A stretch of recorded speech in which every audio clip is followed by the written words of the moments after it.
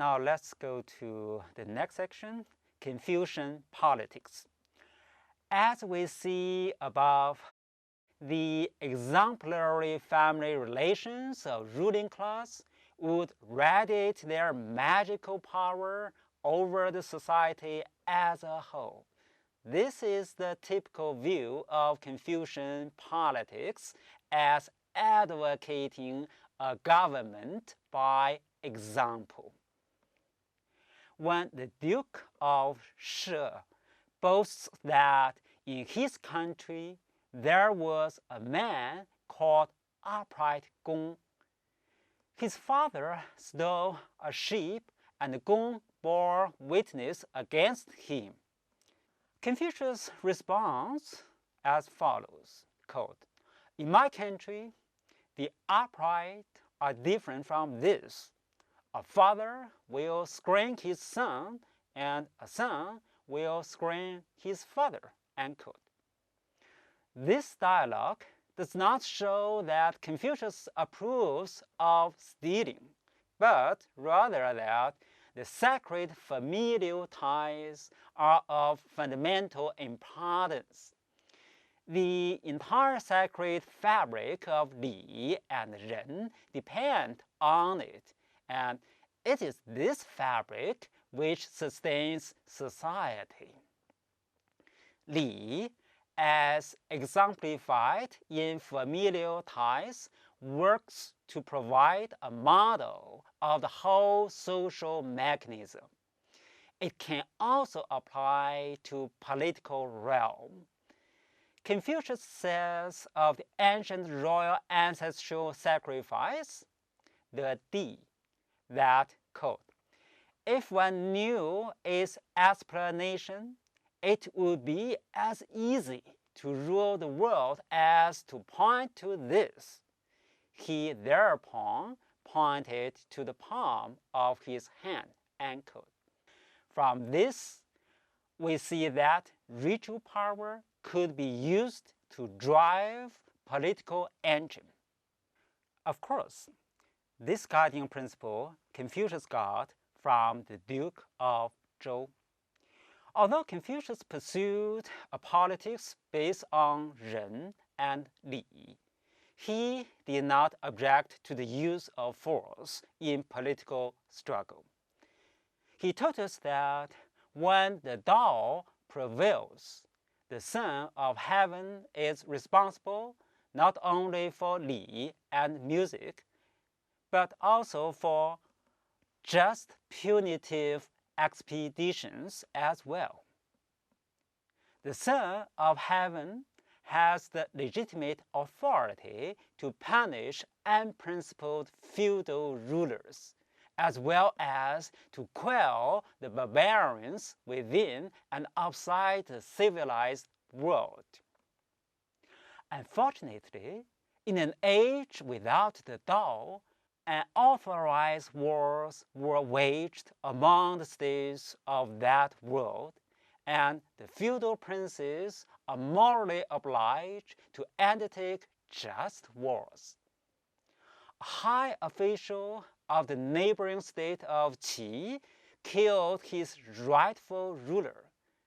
Confucius called upon the Duke of Lu to carry out a punitive expedition to punish the killer.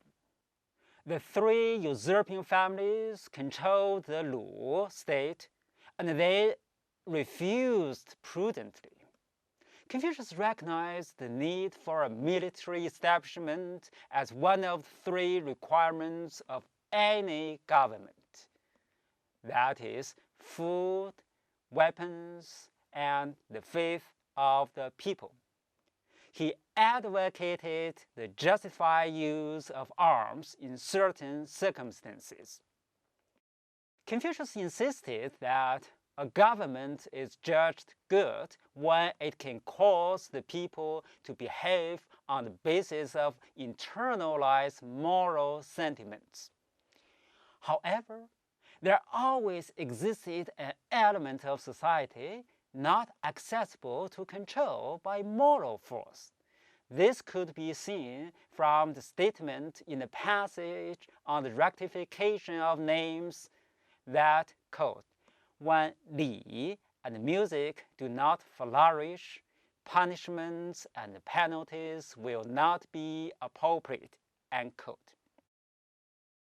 In a society where li do not flourish, one cannot expect most men to be guided by inner moral sentiments. Even people with a potential for behaving on the basis of an inner moral pilot would have their behaviors governed by punishments. Punishments apply only to those who are clearly not amenable to the influence of li and music. So far, we see that although Confucius gave a model or an example of governing simply by fulfilling his proper family role, he aimed to serve in government. And serving in the government means more than performing a ceremonial role. Ceremony and example influence people only when certain environmental preconditions have been established.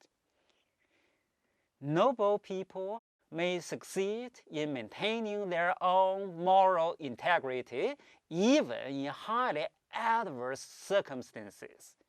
But the same is not true for the ordinary people who have neither the opportunity nor the capacity to achieve full self-cultivation. As long as people endure an environment of oppression and suffering, they cannot respond to the example of their superiors. Those people of the ruling class who prove incapable of learning may also be said to be objects of an unwholesome environment. It seems that the assurance of favorable environment is an indispensable precondition for the moralization of the whole society. The shaping of the social environment is the responsibility of those who rule. Confucius relied on the capacities of an ethical vanguard to achieve control within a normative system. This was nothing new in history. Confucius already saw this actualized in past human experience. The ethical vanguard, when put in a position of authority, would employ their virtues and wisdom to shape the society. When a good society is created, ordinary people are capable of developing their moral autonomy in a favorable environment. However, there seems to exist a tension between Confucian ethics and Confucian politics.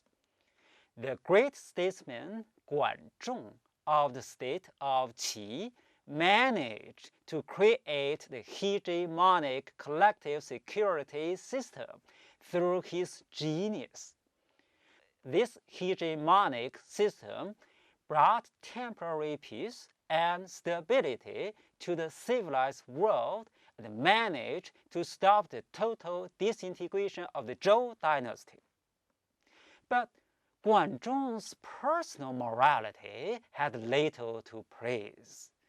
As a minister, he was extravagant and presumptuous. He built a screen before his gate. This practice was the ritual prerogative only of rulers of states.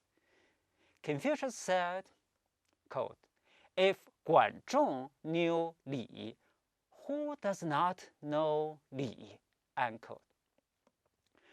Although Confucius recognized that Guanzhong had grave moral defects and his strategy of maintaining peace was based on the sanction of force and diplomatic guile rather than moral force, he could not refrain from defending Guanzhong against his simple-minded disciples.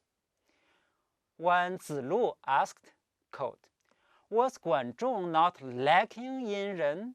Confucius' reply was that by virtue of his statesmanship, Guanzhong had been able to convene the rulers of the states without the use of war chariots.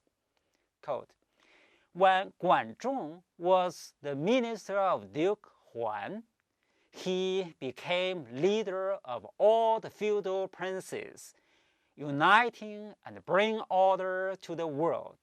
Even now, we enjoy the benefit of his rule. Were it not for Guanzhong, we might be wearing our hair loose and our clothes buttoned on the left like the barbarians." Unquote. Another quote, "What do you expect from him? The petty fidelity of ordinary people who go off and drown themselves in ditches and drains without anyone knowing about it?" Unquote. Here we see Confucius judged a great statesman in terms of the petty moral standards which govern ordinary mortals in their obscure interpersonal relations.